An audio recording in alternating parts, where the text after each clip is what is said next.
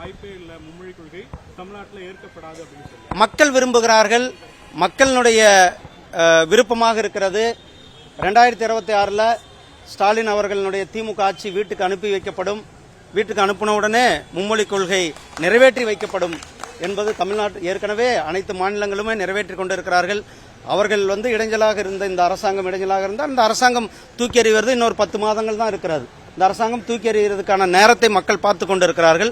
தூக்கி எறிந்த உடனே நாம் மும்மொழி கொள்கை நடைமுறைக்கப்படும். மக்களினுடைய இன்றைக்கு பாருங்க, நான் சொன்னேன் இப்போ சொன்னேன் 36 மணி நேரத்தில் கிட்டத்தட்ட 7 லட்சம் பேர் தானாக முன் வந்து கையெழுத்து போட்டிருக்கிறார்கள்.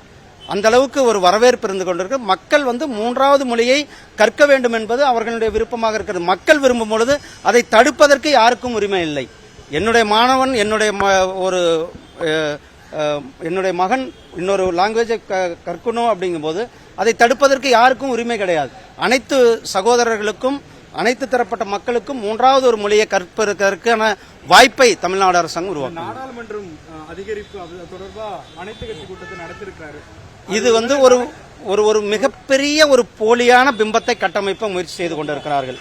நாடாளுமன்றத்தில் இதை பத்தின ஒரு விவாதம் இல்லை, அல்லது பாராளுமன்ற விவகாரத்துறை அமைச்சகத்தில் இதை பத்தின ஒரு விவாதங்கள் இல்லை, அல்லது தேர்தல் கமிஷன்ல இதை பத்தின எந்த ஒரு விவாதமும் இல்லை.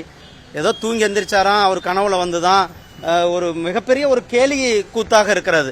எந்த ஒரு அடிப்படை ஆதாரமற்ற ஒரு விஷயத்தை, ஒரு பொய்யான பிம்பத்தை மக்கள் மத்தியில் கட்டமைப்பதற்கு, ஏன்னா அவருடைய ஆட்சியினுடைய தோல்வியை மறைப்பதற்கு, இந்த ஆட்சியினுடைய விலைவாசியை மறைப்பதற்கு, சொத்து வரி, மின்சார கட்டணம், ஊழல், லஞ்சம், லாவண்யம் இதையெல்லாம் மறைப்பதற்காக ஒரு இல்லாத ஒரு பிம்பத்தை கட்டமைப்பதற்கான முயற்சி செய்து கொண்டிருக்கிறார்கள்.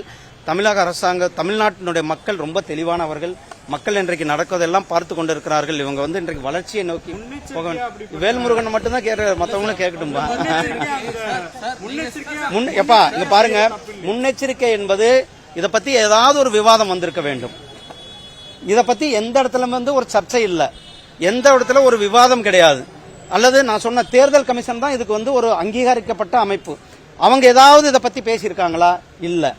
அதே போல பாராளுமன்றத்தில் இதை பத்தி ஏதாவது பேசப்பட்டிருக்கிறதா? இல்லை.